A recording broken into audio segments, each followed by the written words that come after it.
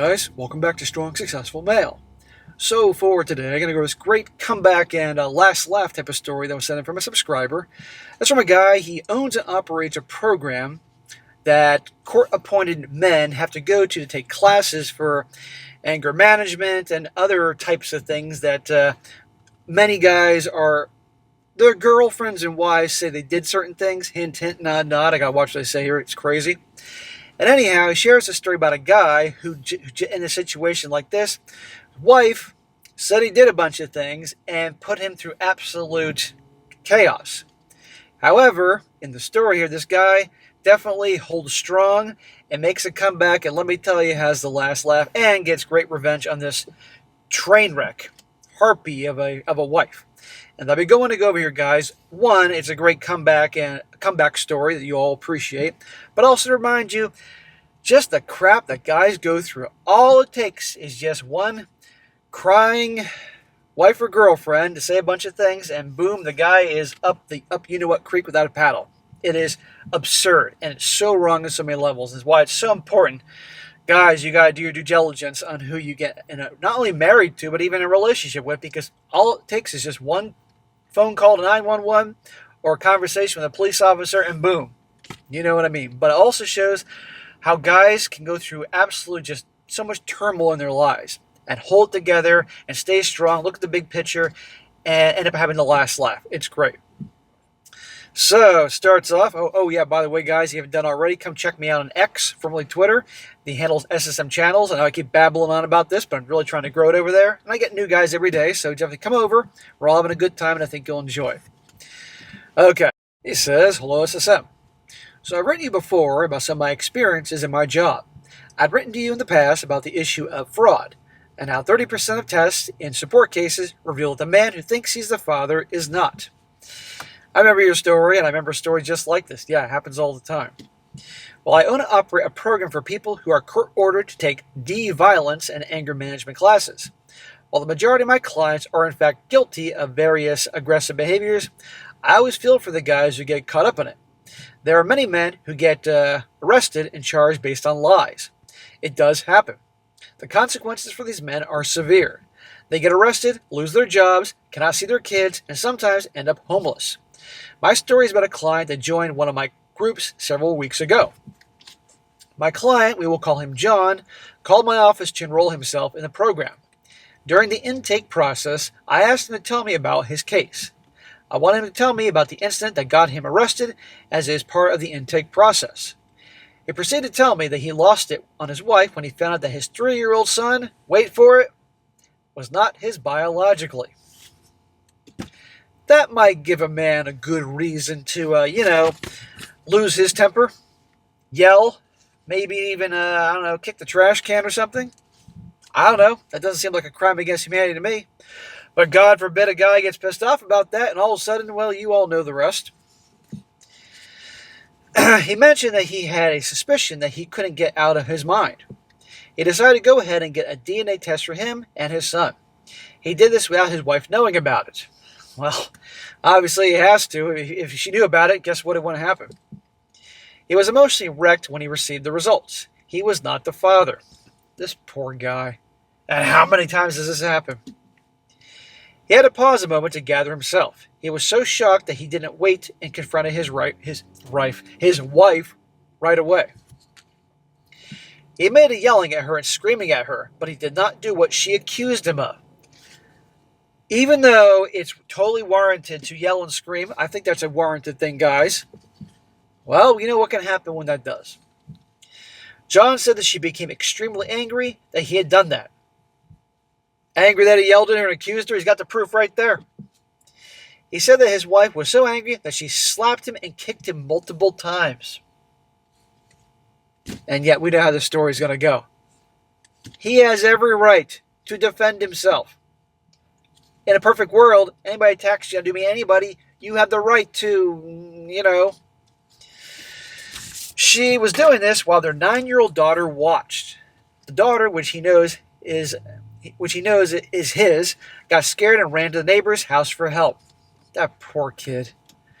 Let's be honest. Yeah, an angry wife smacking and kicking and scratching and biting, yeah, it's going to hurt, but We're strong. But what they'll do to that kid? Well, the neighbors called the police because John's daughter said that his mom was hitting the dad. John said he had no idea the police were called and didn't even notice his daughter had witnessed the violence. John, in his emotional state, packed a small bag and got out of there. According to John, while he packed a small bag with some clothes, his wife taunted him and saying that he was not man enough to keep her happy, and that she always knew he was not the three-year-old's father. When the police arrived, John was already gone. She's actually again, guys, let's look at the big picture here. He just found this out. He's got the proof of the DNA test. He confronts her. Who can blame him? Yells and screams. Again, who can blame him? She did this. And she has the nerve to yell at him and start physically, and then taunting. He wasn't mad enough for her. What a piece of garbage. Oh, my God. And by the way, guys, you're about to be royally PO'd for the next few minutes about what happens here, but stick around. We have a happy ending. Well, according to the police report, she put on the waterworks, shocker, and she cried and made herself look like the victim, shocker. She claimed that he had threatened her with a weapon and grabbed her by the hair. Yeah, meanwhile, Chad and Tyrone, her lover, was grabbing her by the hair all the time. How do you think that 3-year-old got there? She didn't call the police on Chad or Tyrone. John was unaware that she had done that, and now that he was a suspect. That same day, there was a warrant for his arrest. Can you believe this? I mean, yes, you can. I can, but still. Apparently, the police were calling him to turn himself in, but he never knew about it because he was ignoring all phone calls. He said he could see the caller ID that said LAPD, but ignored the calls because he did not want to press charges against her. What? And the irony is what she's doing to him. He didn't want his kid's mom going to jail either. He said that he spent 2 days crashed at a friend's apartment. He said after those 2 days, he needed more clothes and personal items for himself. So in other words, he's going back to the house. Well, John decided to go to his apartment to grab the stuff that he needed. He said that he walked in and grabbed his stuff. He planned to just ignore her and walk out. While John was doing this, his wife called the police. John had no idea that he was being looked at as the perpetrator because of her statements. The police arrived while he was there, and John quickly found himself in absolute shock that he was getting arrested. And she just stood there, probably laughed with a big evil smile. Oh, man. This is why, guys, why you got to do your homework on who you not only marry or get in a relationship with, even date, even sleep with. I know those crazy girls are I know those beautiful girls, they may be crazy, they're great in the sack, but is it worth it? And even getting in relationships anymore. Well, John was cuffed, placed in the back of the police car, and taken to jail. At his arraignment, he pled not guilty. But for the meantime, he was slapped with a restraining order and forced to move out of his own apartment. He was released on OR, and after getting out, he had nowhere to go and was forced to sleep in his car for several days. Again, this guy didn't do anything, but all it took was her just saying. What about the 911 call from the neighbor's house with the girl calling? They had recordings of that. In just a span of a few days, this man lost everything. He spent the weekend in jail, and when he went before the judge, again for a restraining order hearing, John said that he was offered a plea deal. Oh boy, listen to this. Basically, that all charges dismissed if he completes a 52-week program. Apparently, the 911 tape came out where his daughter told the operator that his mother was hitting the father. And she's probably saying, my mommy was hitting my daddy. And John took the deal, and that's how he ended up my program. Now, he took the deal, obviously, because that was the better deal, but it's despicable. During the intake meeting, this man was an absolute wreck, emotionally and mentally. He did not know what to do. He said he needed more of his clothes and other personal items from his apartment. Through a neighbor, he found out that the guy she was cheating with was living in his apartment. Oh my God, insult to injury. The apartment he was paying for. The look of hurt and pain in this man's face was very sad to see. He broke down a few times during the intake. Nobody can blame him. John also talked about how she was sending him pictures of herself with the other guy. Oh my God. And by the way, if I'm not mistaken here, she has a restraining order against him.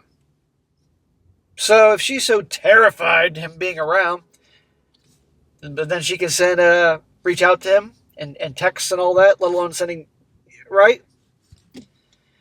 I told him he needed to dig deep and ignore her and not get himself in more trouble by lashing out. That's very good advice. Fast forward to his first session with me. The group he joined is a fairly large group, about 11 men that meets up on a Tuesday night for 2 hours. I introduced him to the group. I did the weekly check-in. John was the new guy, and he was a bit apprehensive. I asked John to talk to the group about his case and how he ended up in that class. Oh, I'm sure there are a lot of guys there that had similar stories. Not that they're all angels. There are pieces of shit guys out there. Don't get me wrong. The other men in the group listened to his story, and I could see the head shaking and saying, "Damn, bro, that's fucked up." After John shared his story, I moved on with the class and went through the curriculum. But I saved the last 15 minutes of the class for John. During this time, John spoke about how hurt he was and how badly he wanted his family back. Smack! There ain't no going back. I mean, if he wants his daughter back, and that kid, the boy who's 3, I mean, that's his choice, but I mean, he thought it was his son. But his wife, you kidding me? He wished he had just kept his mouth shut and he'd still be with her. Smack! Are you kidding me? The situation is horrible, but still, with her? Just let her keep cheating? No way. Because I'm always listening to your content, SSM, I could hear the smack in my head. Well, you got it. But, guys, remember, this guy John, the story's going through fucking hell. An emotional roller coaster, so, I'm still smacking him, but still. I can understand. Well, I told John that no matter what, do not talk to her. Block her and everything. Stay off social media and ignore her completely. Well, what about his daughter? That's the thing I want to know about. I told him this is going to be a long battle, and you're going to have to face. You'll need to be strong and not let her see you struggling. I also told him to control the narrative. File for divorce and open a child support case on yourself before she does it. He would also need to request a DNA test as part of the child support case. Well, I agree. Control the narrative, start the process. And good for you, sir, for being a mentor to this guy. I told John that he was going to be forced to do things at some point anyway, so it's better to do it on his terms. He can also use the paternity test for the divorce. She lied to you about your son. You have the official report. The DV allegations dismissed. You have to be indifferent towards her. Focus on yourself, work out, make extra money, and get a new apartment and put his life back together.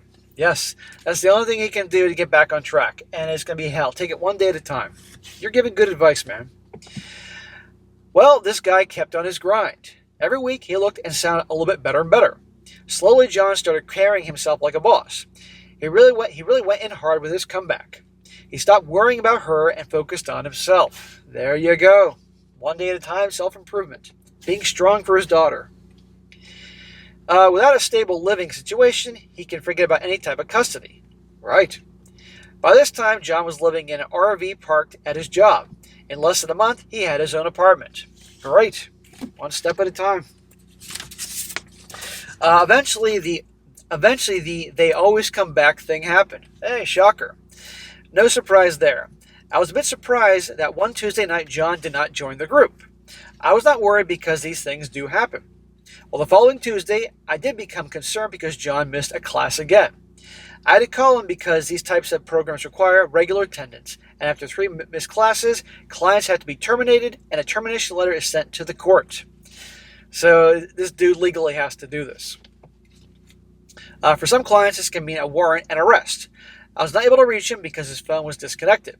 I was disappointed because I was rooting for this guy, and now he was 1 missed class away from termination. Well, either he lost it or something else is going on.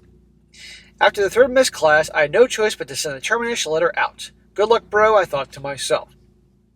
Well, I eventually got John on the phone this 1 week, and about 6 weeks after I sent the letter out, that's when I found out what had happened to John.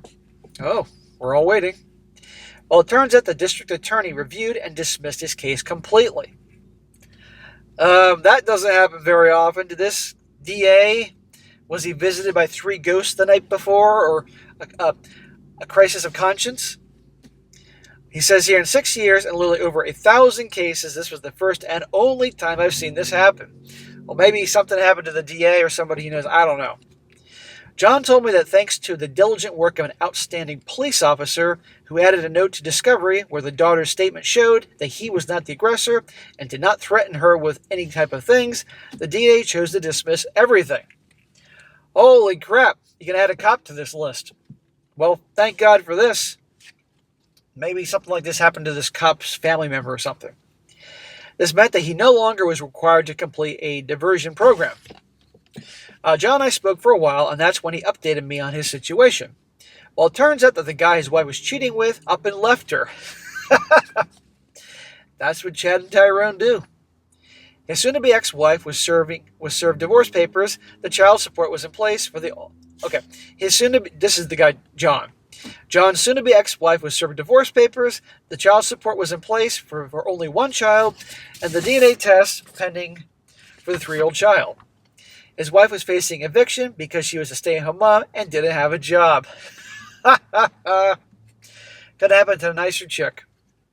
John said that one night he got a call from his former neighbor. He answered and it was his wife. Well, that's low, the neighbor. He had been ignoring her the whole time. She was angry and demanded he pay the rent on his old apartment. She had no money to pay rent, and the child support was not enough for anything. He said that he just hung up on her and carried on with his day. Well, I'm sure that felt good. But here's my question. What about the 9-year-old daughter? And, I don't want and the 3-year-old. I mean, he saw the 3-year-old is technically not his son, but he obviously cared about it. I don't want any little kids to be in trouble.